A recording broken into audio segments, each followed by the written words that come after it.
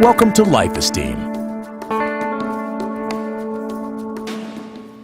Hello, welcome again to Life Esteem. Pat and I always look forward to bringing you this program. And today we're going to talk to an outstanding gentleman of the community who is working with the Fatherhood Academy, Mr. BernardSmith, who is one of the facilitators there at the Fatherhood Academy. And I'm so glad to have you on the show, man. It is my pleasure.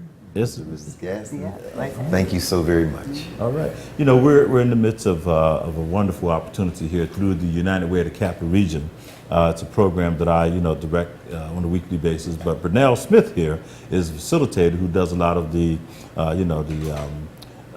facilitating, training, and talking to men and getting them to, share their stories and their journeys. What brought you to the Fatherhood Academy? Why did you decide to stick?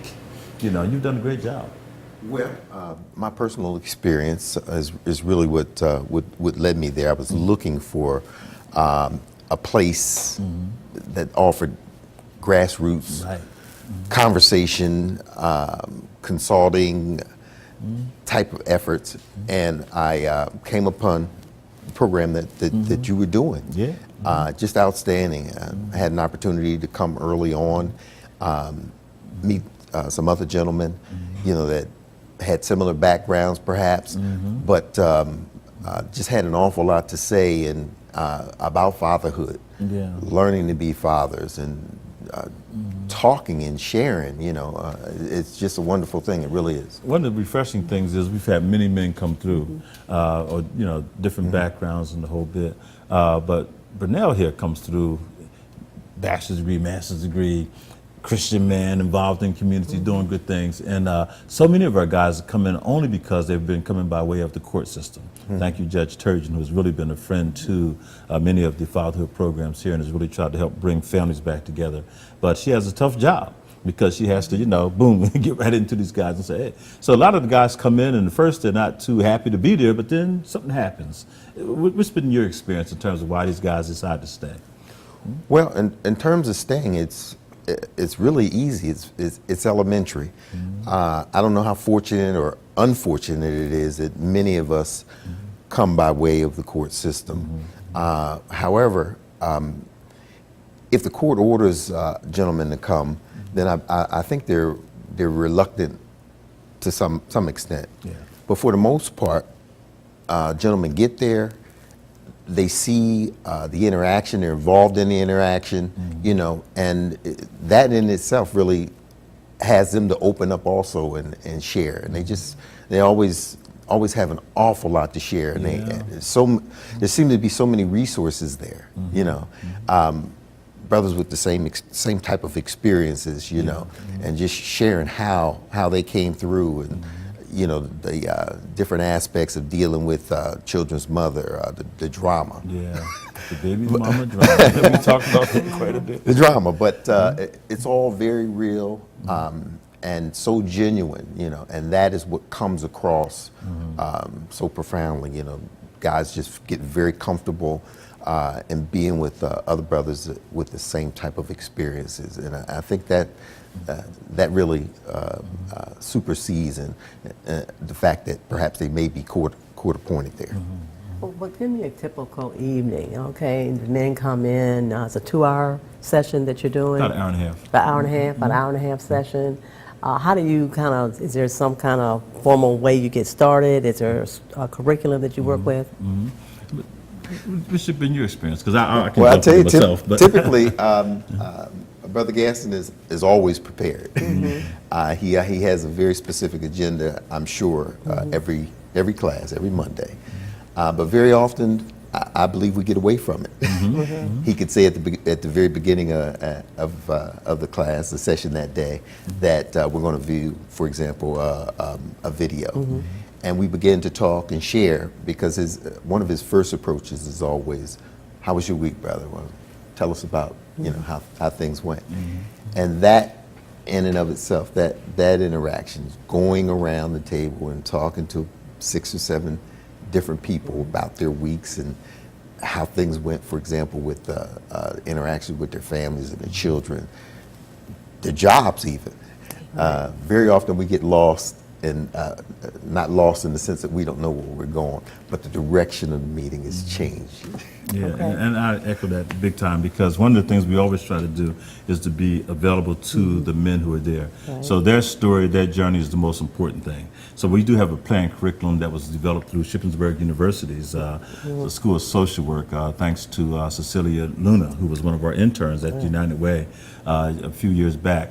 And she helped us put together a wonderful curriculum. And then also we bought into a wonderful curriculum called, what is it, through the Pennsylvania Counseling. Nights or something? The Nights, oh my goodness, the Nights.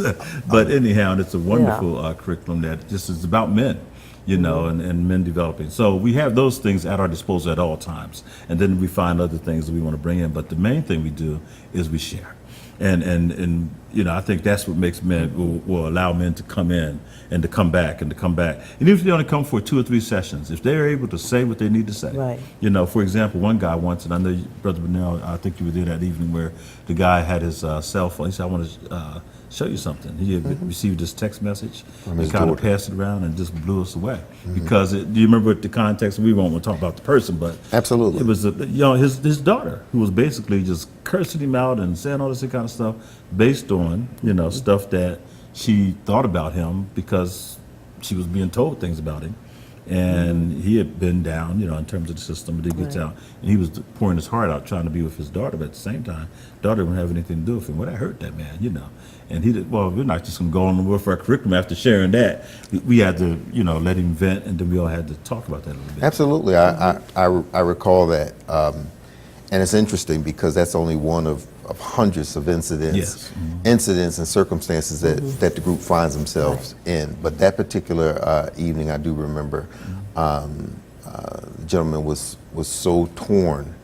And this is, I think, the core of where we are and what we want to be to the group.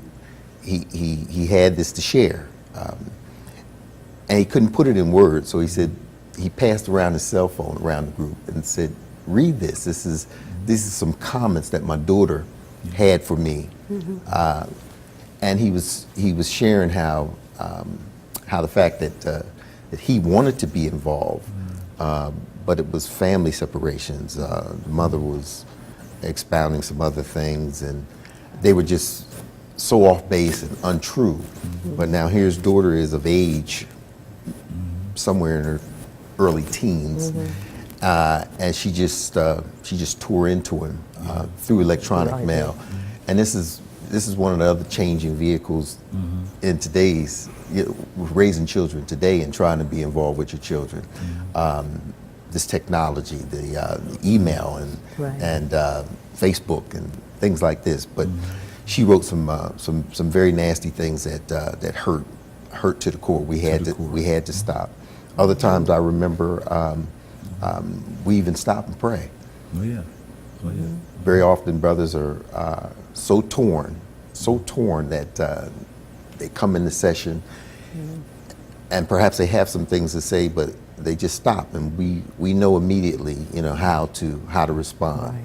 And it's just whatever it takes to get through the evening, to get through and develop a process and some direction about how to bridge this gap between fathers and their children.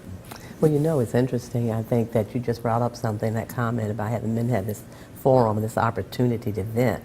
It's that men have not been allowed that.